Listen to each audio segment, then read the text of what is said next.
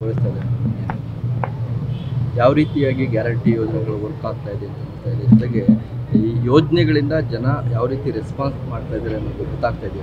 ತಮಗೆಲ್ಲ ಗೊತ್ತು, ಈ ಜಿಲ್ಲೆಯ ಸುಪುತ್ರರು ನಮ್ಮ ರಾಜ್ಯದ ಉಪಮುಖ್ಯಮಂತ್ರಿಗಳಾದಂಥ DCM ಅವರ ಕನಸಿನ ಕೂಸು ಗ್ಯಾರಂಟಿಗಳು.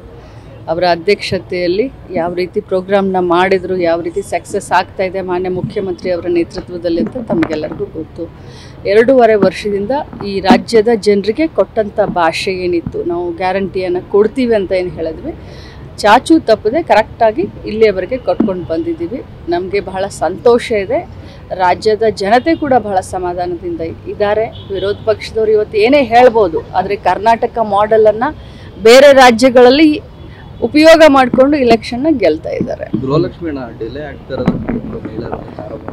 3-4 ಮಂತ್ಸಿಂದ ಇನ್ನೂ ಕ್ರೆಡಿಟ್ ಆಗಿಲ್ಲ ಅನ್ನೋದು. 3-4 ಮಂತ್ ಅಲ್ಲ ಬ್ರದರ್, 2 ತಿಂಗಳಿತ್ತು.